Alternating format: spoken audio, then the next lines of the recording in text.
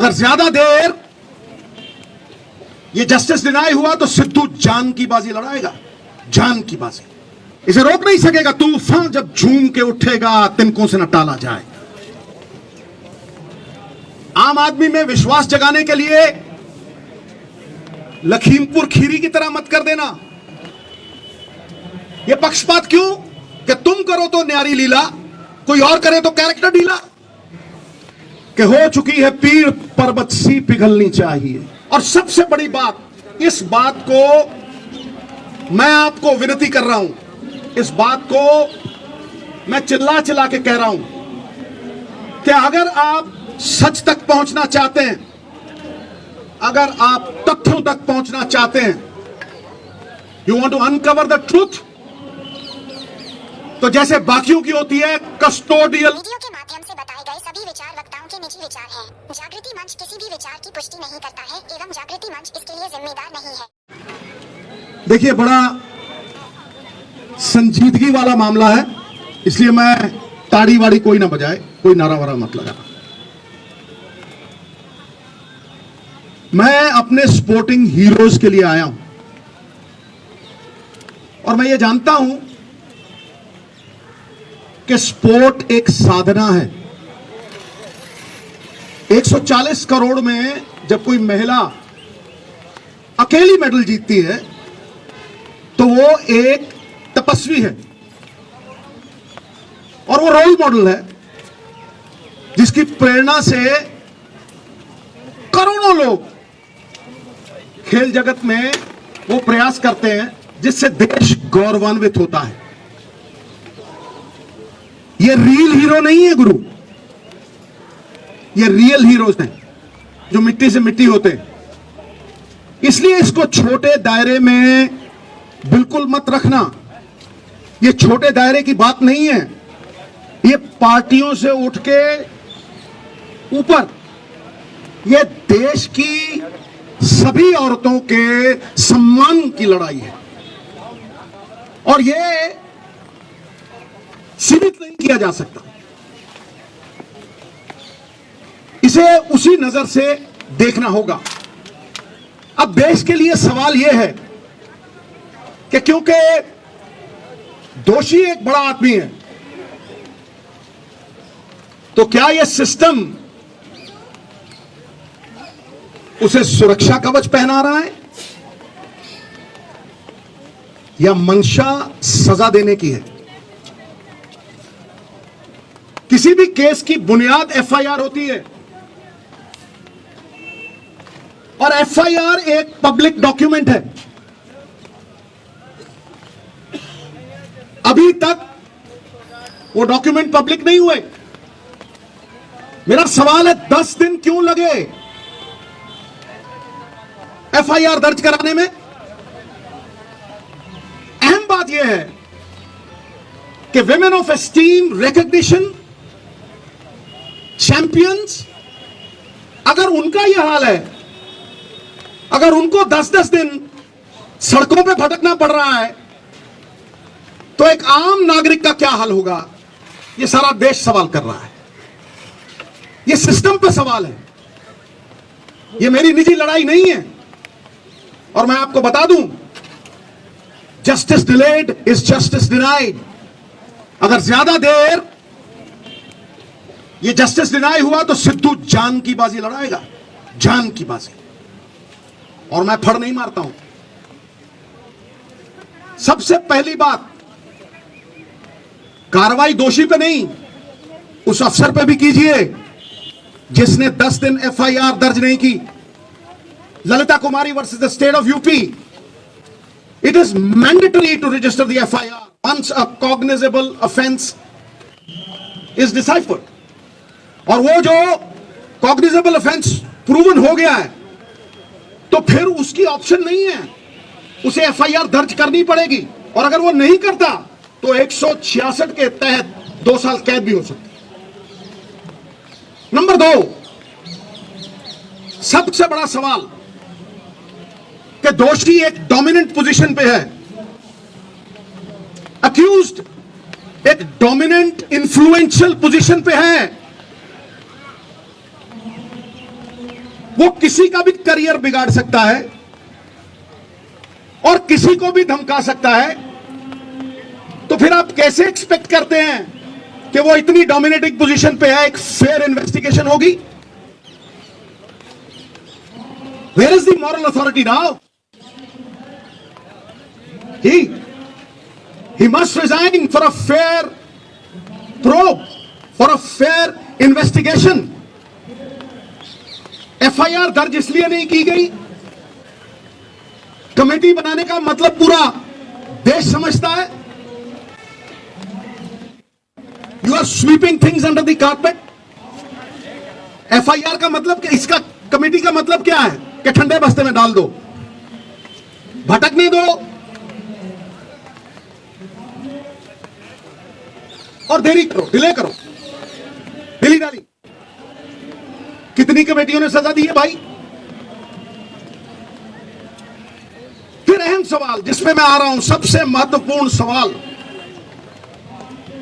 अब जो FIR हुई है और कोर्ट की प्रोसीडिंग से मैं पूरी तरह से कन्विंस्ड हूं, वो पॉस्को एक्ट के तहत हुई है। पॉस्को में, POCSO is not a bailable offence. जब वो बेलेबल ऑफेंस नहीं है, किस धारा के तहत किया है?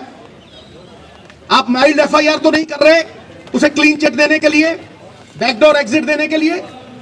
बताइए किस धारा के तहत आपने वो किया है? और क्योंकि वो माइनर की कंप्लेंट है, उसमें कंसेंट मैटर नहीं करती। मिनिमम सजा 3 से 5 साल है, अरेस्ट क्यों नहीं हुई? I am asking the question, ये अरेस्ट क्यों नहीं हुई? और सबसे बड़ी बात, इस बात को मैं आपको विनती कर रहा हूं, इस बात को मैं चिल्ला चिल्ला के कह रहा हूं कि अगर आप सच तक पहुंचना चाहते हैं, अगर आप तथ्यों तक पहुंचना चाहते हैं, you want to uncover the truth, तो जैसे बाकियों की होती है, custodial interrogation is a must. पकड़ो जैसे होता है, अरेस्ट करो और कस्टोडियल इंटेरोगेशन, वरना it is a meaningless exercise, फिर उसका कोई फायदा नहीं है। बारंबार 10 दिन भटकाते रहे हो, इतने बड़े बड़े लोग हैं, तालीम का जोर इतना, तहजीब का शोर इतना, अरे बरकत क्यों नहीं होती? तुम्हारी नीयत में खराबी है, तुम्हारी नीयत में खराबी है। और देवताओं की नीयत में भी आ जाए अगर फर्क, नजारा चाहे जन्नत का क्यों ना हो जाएगा गर्क। सो ये सबसे अहम मुद्दा है साहब। क्या कानून ऊंचे लोगों के लिए दोहरे मापदंड रखेगा? जिन्होंने देश को गौरवान्वित किया, जिन्होंने मेडल जीते, will you belittle them in front of a nation of 140 crores? Why is this happening? अरे जिनके मत से बनती हैं सरकारें, खेल जगत के चमकते हुए सितारे, आज सड़कों पे दर बदर भटक रहे बेचारे। क्यों? Is the law different for the high and the mighty? It cannot be. Resignation होना चाहिए, इंटेरोगेशन होनी चाहिए, और सबसे बड़ी बात, अरेस्ट करके कस्टोडियल इंटेरोगेशन। मैं इस केंद्र बिंदु पे खड़ा कर रहा हूं। केंद्र बिंदु तो ये लड़कियां हैं। अरे साहब, शेरनियों की दहाड़ है इनकी। ये तो जब ऐसे केस होते हैं, धन्य है हमारी संस्कृति। कितने ही बब्बर शेर हो जाएं, सवारी तो दुर्गा ही करती, समझे?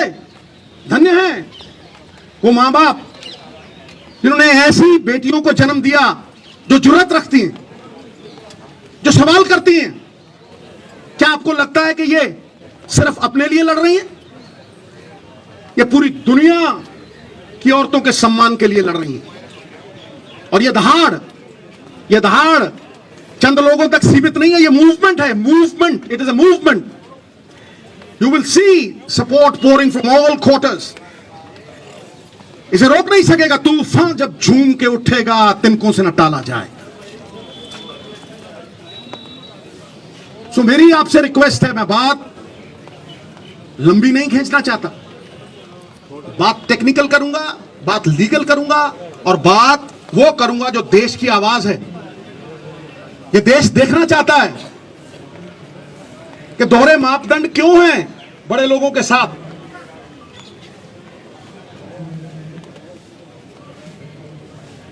सही और गलत की लड़ाई में न्यूट्रल में नहीं रह सकते आप, आपको पक्ष लेना पड़ेगा, आपको पक्ष लेना पड़ेगा।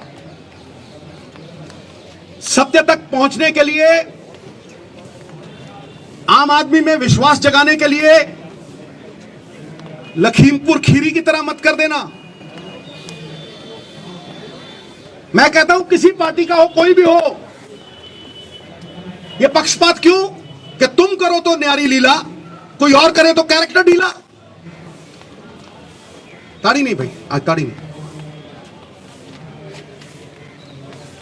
ये लोगों का दुख, दर्द, तकलीफ है। एक स्पोर्ट्समैन होने के नाते मैं जानता हूं पसीना बहाए बिना यह अचीवमेंट नहीं हो सकती।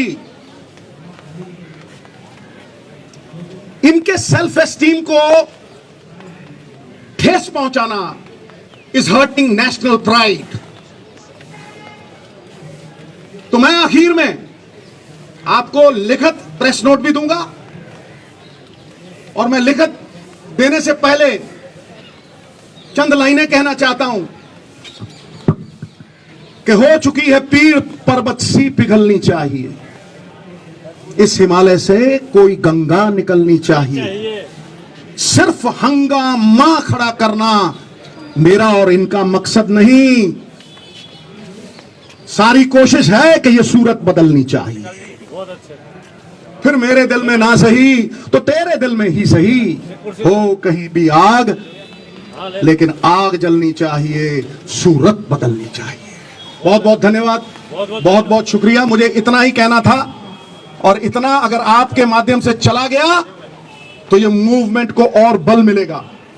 और मैं फिर दोहराता हूं, ये लड़ाई इनकी नहीं है, ये घर घर की लड़ाई है। ये किसी के साथ भी हो सकता है, this can happen to anyone. इसलिए सब मिलकर ये लड़ाई लड़ें, पार्टियों से ऊपर उठ के ये लड़ाई लड़ें। ये पांचों उंगलियां कोई टेढ़ी है, कोई लंबी है, कोई छोटी है, लेकिन जब इकट्ठा हो जाती हैं तो अपनी ताकत से 1000 गुना बोझ उठा लेती। बहुत बहुत धन्यवाद।